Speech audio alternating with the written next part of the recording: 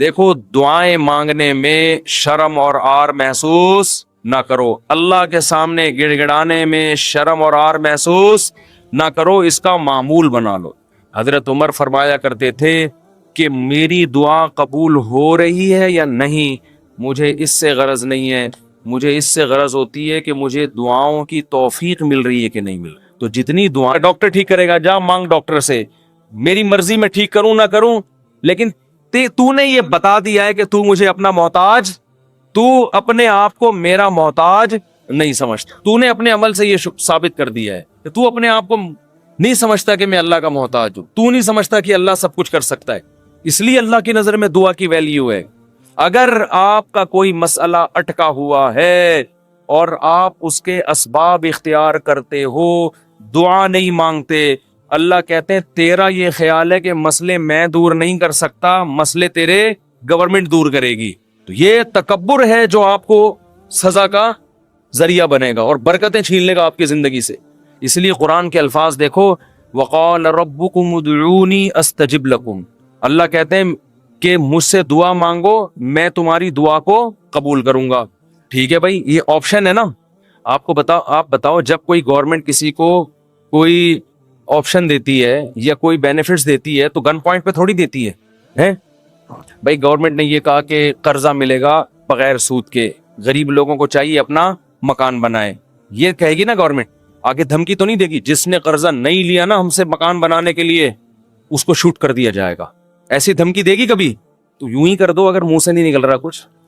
دھمکیاں دے کے کبھی کسی کو کوئی سہولت دی جاتی ہے؟ ہاں دیہاتی مائیں کرتی ہیں ایسا۔ وہ ایک آدمی نے پرینک بنایا کہ انگریزوں کی مائیں اور پاکستانیوں کی مائیں میں کیا فرق ہے، بڑا زبردست تھا۔ انگریز کی ماں کھانا لا کے رکھ دے گی، کھانا ہے کھا، نہیں تو یہاں سے دفع ہو جا، ٹھیک ہے نا۔ پاکستانی اور دیہاتی ماں کیا کرے گی، وہ میرا بیٹا کھا لے، یہ میں نے تیرے لیے پکائی ہے بریانی، میں نے تیرے لیے یہ پکایا ہے، پہلے منتیں کرے گی، بچہ نہیں کھائے گا تو دھمکیاں دینے پہ آ جائے گی، اس کو کھا ورنہ میں تھپڑ ماروں گی تیرے کی، بے غیرت تو نے بنوایا کیوں مجھ سے، یہ مجھے پتہ نہیں ہے۔ یہ تو نارملی ایسا ہوتا نہیں ہے کہ آپ کسی کو کوئی نعمت دے رہے ہو اور ساتھ میں بندوق نکال کے بولو کہ یہ لو۔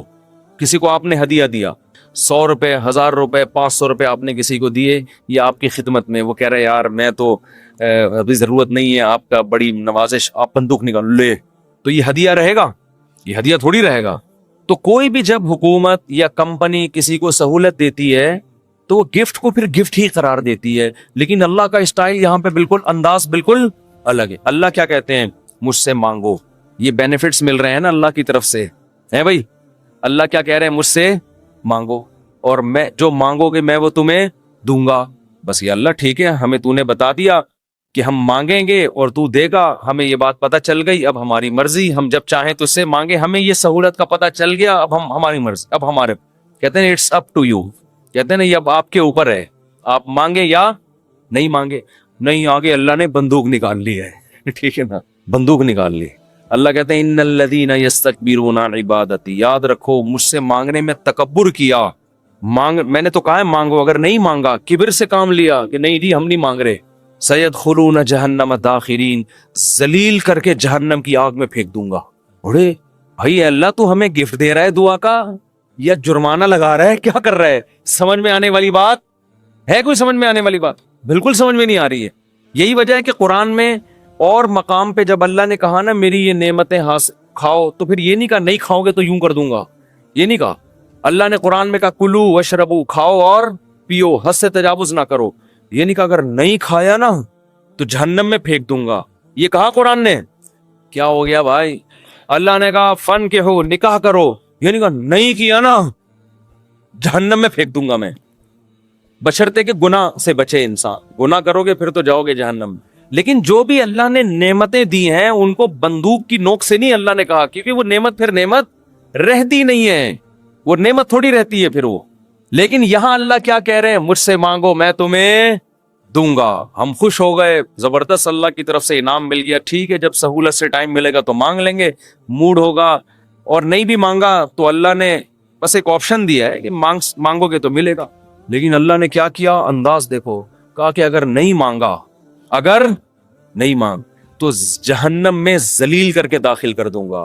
سوال پیدا ہوتا ہے اللہ یہ تو گفٹ دے رہا ہے یا ہمیں ڈرا رہا ہے, آزمائش میں ڈال رہا ہے. اللہ کہتے ہیں گفٹ بھی دے رہا ہوں لیکن یہ بہت بڑی آزمائش بھی ہے, کیونکہ اگر کوئی بہت بڑا سیٹ آپ کو ایک خالی چیک دے اور کہے اس پہ پیسے لکھو اور سائن کر دو, اور آپ اس چیک کو اٹھا کے اس کے سامنے ڈسٹ بن میں ڈال دو, اس کا مطلب آپ کا یہ نہیں ہے کہ آپ کو پیسوں کی ضرورت نہیں ہے, آپ کا سیٹ کے بارے میں خیال ہے کہ اس نے جھوٹا چیک دیا ہے, یہ جھوٹ بول رہا ہے, ورنہ کبھی آپ اس کو ڈسٹ بن میں اٹھا کے نہیں پھینکتے. بہت مشکل ہے بات سمجھانا, بہت مشکل. آپ غریب ہیں, کھانے کو روٹی نہیں ہے, ایک سیٹ نے آ کے آپ کو ایک سونے کی ڈلی پکڑا دی, کہا لے موج کریے, کروڑوں روپے کی ہے, آپ نے اٹھا کے اس کو آپ نے کہا آپ نے اچھی آفر کی مجھے, بہت اچھا تحفہ ہے, بہت خوشی ہوئی, اب آپ جا سکتے ہیں. بیگم سے کہا اس کو کچرے میں پھینک دو. سیٹ کو پتا چلے گا نا تو وہ کہے گا بیٹا تو اتنا بڑا سیٹ تو ہے نہیں کہ تجھے اس کی ضرورت نہ ہو, یہ تو میں جانتا ہوں, کھانے کو تیرے پاس روٹی نہیں ہے, یہ جو تو نے اس کو ڈسٹ بن میں پھینکا ہے نا یہ اس کی علامت ہے, تو مجھے جھوٹا سمجھتا ہے کہ میں نے تجھے جو سونے کی ڈلی دی ہے وہ سونے کی نہیں ہے, اس پہ سونے کا پانی چڑھا ہوا ہے. تو یہ کس کے جھوٹ بولنے, یہ اصل میں تم میرے اوپر الزام لگا رہے. اللہ کہتے ہیں مانگو, اللہ کو پتا ہے کہ ہم سب محتاج ہیں, ہمارے درجنوں مسائل ہیں, ایسا دنیا میں کوئی نہیں ہے جس کے سارے مسئلے حل ہو گئے. مسئلہ حل ہوتا ہے تو 20 مسئلے پیدا کر کے حل ہوتا ہے وہ.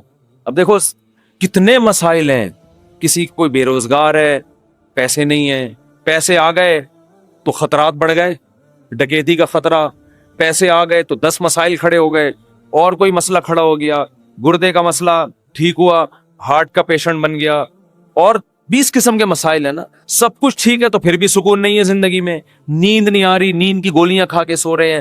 دنیا میں ٹینشن لیس آدمی کوئی بھی نہیں ہے. اب اللہ نے کہا مانگو, اب ہمیں اللہ نے بلینک چیک دے دیا ہے کہ جو لکھو گے میں دے دوں گا تمہیں. آپ نے اللہ کی اس آپشن کو, اللہ کی اس نعمت کو اٹھا کے ڈسٹ بن میں پھینک دیا. آپ ہر ایک کے در پہ جا کے اپنی حاجتیں بیان کرتے ہو, کبھی تھانے میں پہنچے ہوئے ہوتے ہو, کبھی ڈی سی آفس پہنچے ہوئے ہوتے ہو, کبھی ڈی ایس پی کے پاس پہنچے ہوئے ہوتے ہو, کبھی وزیر اعظم سے رابطے کی کوشش میں, کبھی مسجد کے امام سے آ کے کہہ رہے ہوتے چڑیل آ گئی ہے, کوئی دم درود کر کے اس کو بھگا دو گھر سے, 10 قسم کے. لیکن اللہ کا دروازہ کھٹکھٹانے کے لیے تیار نہیں ہو تو یہ اس کی علامت نہیں ہے کہ آپ کے مسائل حل ہو گئے, یہ اس کی علامت ہے کہ آپ نے اللہ کی آفر کو ہلکا سمجھا ہے, اللہ کو معاذ اللہ آپ نے جھوٹا سمجھا ہے, اللہ کو معاذ اللہ آپ نے اس کے بیان کو سیاسی بیان سمجھا ہے. لیکن جو ایمان والے لوگ ہیں وہ اللہ کی اس آفر سے فائدہ اٹھاتے ہیں. کتابوں میں لکھا ہے کہ یعقوب علیہ السلام کے بیٹے جب ان سے بچھڑے تھے, اتنی کہ ان کے گھٹنے سجدے میں گر گر کے دعائیں مانگ مانگ کے ان کے گھٹنوں اور بازوؤں پہ نشان پڑ گئے تھے. وہ انبیاء بہت دعائیں مانگتے ہیں, ہر بات میں دعا, ہر بات میں دعا. قرآن کہتا ہے مجاہدین جو میدان جنگ میں لڑائی کے لیے اترتے ہیں وہ کیا دعا مانگتے تھے, ربنا افرغ علینا صبرا وثبت اقدامنا, اے اللہ ہمارے اوپر صبر کو انڈیل دے, ہمارے قدموں کو مضبوطی سے جما دے اور ہمیں ان دشمنوں پر فتح دے. تمام اسباب وسائل کے ساتھ اترے مگر دعائیں کس سے مانگ رہے ہیں, اللہ سے.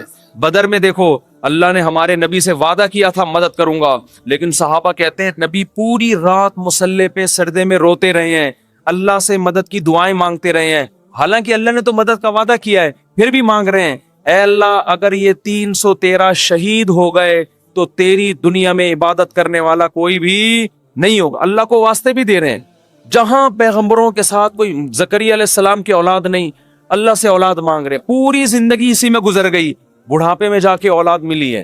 تو سارے پیغمبروں کا اللہ نے یہی تذکرہ کیا, ہر بات میں دعا. سلیمان علیہ السلام جو حاجت پوری ہو رہی ہے فوراً کیا کر رہے ہیں, اللہ سے دعا. ایوب علیہ السلام پریشانیوں میں, زندگی ٹینشنوں میں, بیماریوں میں, قرآن کہتا ہے اللہ سے ہاتھ اٹھا کے دعائیں مانگتے تھے.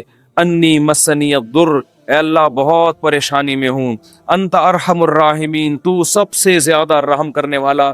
پیغمبروں کو اس سے غرض نہیں ہوتا, اس سے غرض نہیں ہوتی کہ دعا قبول ہو رہی ہے یا نہیں ہو رہی, وہ کہتے ہیں ہم مانگتے رہیں بس, ہمارا کام کیا ہے. اور یاد رکھو جب قبول نہ ہو رہی ہو نا پھر مانگنے کا مزہ ہے. مزہ کب ہے, آپ کے کیسی الٹی الٹی باتیں کرنے کے لیے مصعب نے بلایا ہوا ہے. قبول نہ ہو رہی ہو نا تو پھر ہے مانگنا, تبھی تو یہ اس کی علامت ہے کہ آپ کا اللہ پہ ایمان ہے اور وہی قبول ہوتی ہے. بعض دفعہ آپ اللہ سے جو چیز مانگتے ہیں اللہ وہ نہیں دیتا, اس کا آلٹرنیٹ دے دیتا ہے. ایک صاحب کا فون آیا, مجھے کسی سے عشق ہوا ہے اور میں دعائیں مانگ مانگ کے تھک گیا, پھر بھی نہیں ہو رہی شادی. آج کل تو لڑکوں کے یہی مسائل ہیں, مانگ مانگ کے دعائیں تھک گیا. تو آپ کہتے ہیں دعائیں قبول ہوتی ہیں, میں تو پھر اس پہ اور تڑکا لگا دیتا ہوں. میں کہتا ہوں بہت سے لوگ کہتے ہیں ہم جس کو مانگ رہے ہیں وہ ملی نہیں, چلو نہیں ملی, مقدر میں ہوگا, دعا قبول نہیں ہوئی. مفتی صاحب کہہ رہے ہیں دعائیں کیا ہوتی ہیں, قبول, لیکن اس کی کہیں اور شادی کی خبر ہمیں مل رہی ہے. تو اللہ اگر دعا قبول نہیں کرتا تو کم از کم ایسا تو نہ کرے نا کہ اس کی کہیں شادی ہو رہی ہے اور ہمیں اطلاع مل رہی ہے. خوشی خوشی لوگ بتا رہے ہیں تمہیں پتا ہے اس کی شادی ہو گئی, چلو یہاں تک بھی بات سمجھ میں آتی ہے. اس کے بچہ ہوا, ہمیں اطلاع دی جا رہی ہے, ارے تمہیں خوشخبری سنائے وسیم بھائی, کوئی وسیم بیٹھے ہو تو معذرت, تمہیں پتا ہے وہ جو تمہاری کلاس فیلو تھی اس کی ایک جگہ شادی ہو گئی تھی, اس کے ماشاءاللہ آج بیٹا پیدا ہوا ہے. اور انسان تبتا یار ہم نے تو لیلۃ القدر میں دعائیں مانگی تھی ہمیں مل جائے, اور ادھر بھی چلے بھی وہاں گئی اور اس کے بچہ بھی پیدا ہو گیا. اور تباہی اس وقت آتی ہے جب وہ بچہ سمجھدار ہو کے آپ کو ماموں کہنا شروع کر. حقیقت بات جب آپ ان کے گھر جائیں ملنے کے لیے اور وہ آپ کی پرانی گرل فرینڈ بچے کو تعارف کروا رہی ہے, تمہارے ماموں لگتے ہیں یہ رشتے میں, حقیقی تو نہیں ہے لیکن رشتے میں کیا لگتے ہیں, ماموں. تو آپ کہو گے یار یہ دعائیں قبول ہو رہی ہے یہ کیا ہو رہا ہے, یہ تو اس طرح بھی ہوتی ہیں. تو ایسے لوگوں کو میں کہتا ہوں کہ جو یہ مایوس ہوتے ہیں نا, یہ قبول تو نہیں ہو رہی. او بھائی تو دنیا میں ایک ہی عورت پیدا ہوئی ہے کیا؟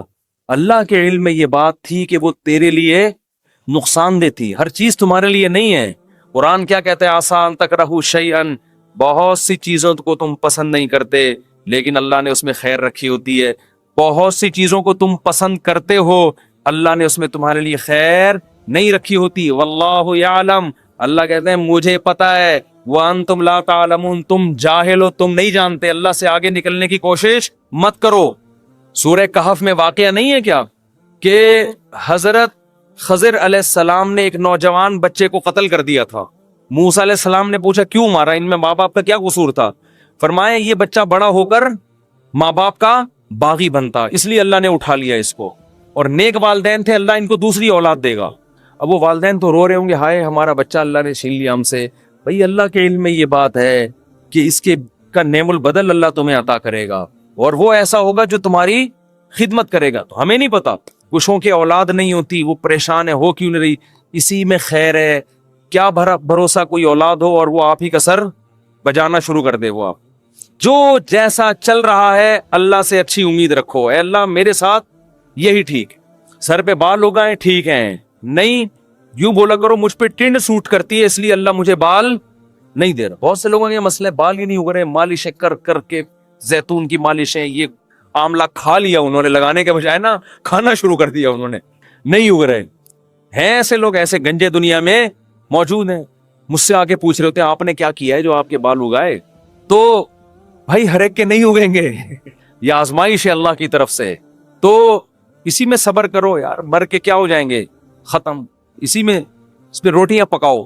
جب ایک بڑا سر ہو نا اور بڑی خوبصورت سی ٹنڈ ہو, تو میرا تو دل کرتا ہے اس کو دھوپ میں گرم کر کے اس پہ چپاتیاں مزہ آتا ہے. سر بھی بڑا ہو اور تمیز سے بنا ہوا, تو ایک دم ایک ایسا فیل سا ہوتا ہے. خیر یہ تو مزہ, اس پہ ایڈریس لکھ لو, کبھی گم نہیں ہوگے آپ.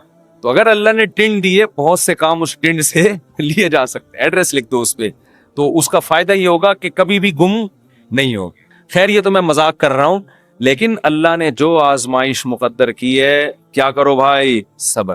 خواتین پریشان ہوتی ہیں, بچے مر جاتے ہیں بعض دفعہ بچپن میں. نبی نے کیا فرمایا, جس عورت کا بچپن میں بچہ مر گیا اور اس نے صبر کیا, میں اس کے لیے جنت کی ضمانت لیتا ہوں. بے صبرے لوگ اللہ کو پسند نہیں ہے. ہم نے اپنے بچپن میں ایسی عورتیں بھی دیکھی ہیں, جوان بیٹا مر گیا, آنسو نکل رہے ہیں ان کے, میں نے خود اپنی آنکھوں سے دیکھا, آنسو نکل رہے ہیں ماں کے, لیکن اللہ سے کہہ رہی ہے اے اللہ یہ آنسو میرے اختیار میں نہیں ہے اس لیے رو رہی ہوں, کہیں تو مجھے بے صبرے لوگوں میں شامل نہ کر لینا. میں نے ایسی عورتیں دیکھی ہیں بچپن میں, جوان بیٹا مرا ہوا ہے اور ماں رو کے کیا کہہ رہی ہے, اللہ یہ میرے اختیار میں نہیں ہے اس لیے رو رہی ہوں. دیکھو ایسی عورتیں ہوا کرتی تھیں. اب تو چیخنا, چلانا, واویلا کرنا, شور شرابہ, گھروں میں چیزیں اٹھا کے پھینکنا, اس کو سمجھتے ہیں بڑا نیک آدمی ہے یہ. تو صبر کرنے والے پسند ہیں.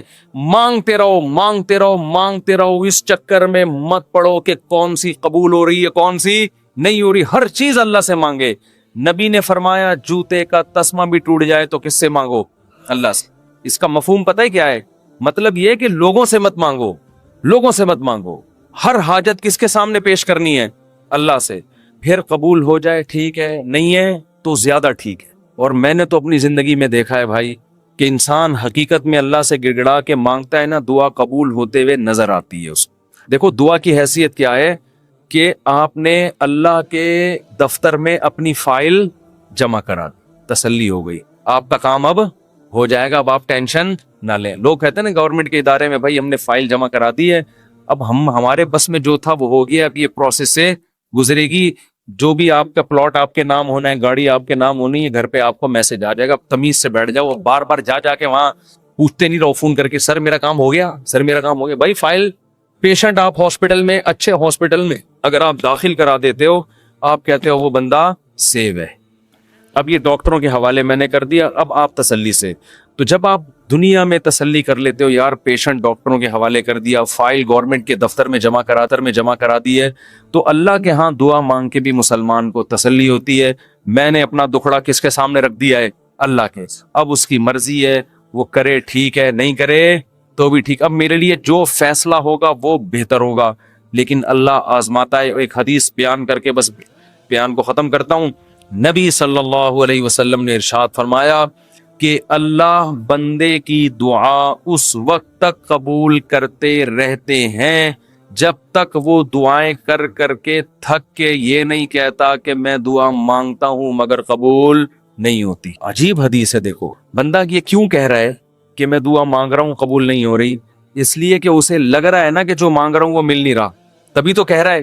لیکن نبی کہتے ہیں جب تک یہ الفاظ نہیں کہے تھے نا، اس سے پہلے ساری قبول ہو رہی تھی، ساری قبول ہو رہی تھی۔ جب یہ کہا تو اب اللہ قبول کرنا بند۔ تو اس سے صاف پتہ چل گیا کہ آپ کو جو لگتا ہے نا کہ قبول نہیں ہو رہی، وہ بھی حقیقت میں ہو رہی ہیں، وہ ہو رہی ہیں قبول۔ آپ یہ ہم بیوقوف ہے جو ہم سمجھ رہے ہیں کہ نہیں ہو رہی، کس طرح سے ہو رہی ہیں یہ کس پہ چھوڑ دو؟ اللہ۔ تو اپنے گھروں میں دعاؤں کا معمول بنائیں۔ اگر اس رمضان میں ہم صرف دعا کرنا ہی سیکھ لیں تو میں سمجھتا ہوں کہ یہ رمضان ہمیں بہت کچھ دے کر جا رہا ہے۔ اور حضرت حکیم الامہ فرمایا کرتے تھے جن کو گناہوں کی عادت نہیں چھوٹ رہی نا، تو وہ بھی اللہ سے دعاؤں میں مانگ لیا کریں کہ اللہ مجھے یہ عادت چھڑوا دے۔ تعلق ختم نہ کریں اللہ سے، لنک ختم نہ۔ اللہ کو وہ لوگ پسند نہیں ہیں جو اللہ سے تعلق ختم کر دیں۔ لنگڑا لولا تعلق ہو، گناہوں کے بعد توبہ والا تعلق رکھو، لیکن رکھو، تعلق ختم نہیں ہونا چاہیے۔ کیونکہ یاد رکھو جیسے ہم اکیلے پیدا ہوئے، قبر میں بھی اکیلے ہی ہوں گے، اس وقت اللہ کے سوا کوئی بھی نہیں ہوگا۔ تو جس نے دنیا میں اللہ سے جتنی دوستی لگا لی، قبر میں یہ دوستی کام آئے گی، اور جس نے دنیا میں اللہ سے لو نہیں لگائی، اللہ کو یاد نہیں رکھا، بیوی بچوں کے بکھیڑوں میں، دوستوں کے بکھیڑوں میں، رشتہ داروں کے بکھیڑوں میں پڑا رہا، پیسوں کے بکھیڑوں میں، تو قبر میں ان میں سے کوئی بھی کام نہیں آئے گا۔ قبر کی تنہائی اللہ کی یاد دور کرتی ہے، قرآن کی تلاوت، ذکر، اذکار، یہ قبر کی میں روشنی کا ذریعہ بنے گی۔ اور اگر اللہ سے دل میں وحشت ہے، نہ مانگنے کی عادت ڈالی، یہاں مانگو گے تو وہاں بھی قبول ہوں گی۔ اور نبی صلی اللہ علیہ وسلم نے فرمایا کہ تنگی کی حالت ہو یا خوشی کی حالت ہو، دونوں حالتوں میں اللہ سے مانگنا ہے۔ پریشانیوں میں اللہ سب کو یاد آتا ہے، خوشیوں میں اللہ یاد آنا مشکل۔ جب پریشانی ہوتی ہے ابھی تو ہندو بھی اللہ سے دعائیں مانگ رہے ہیں، کورونا پھیلا ہوا ہے، وہ بھی آ کے مسلمانوں سے کہہ رہے ہیں اللہ سے مانگو بھائی۔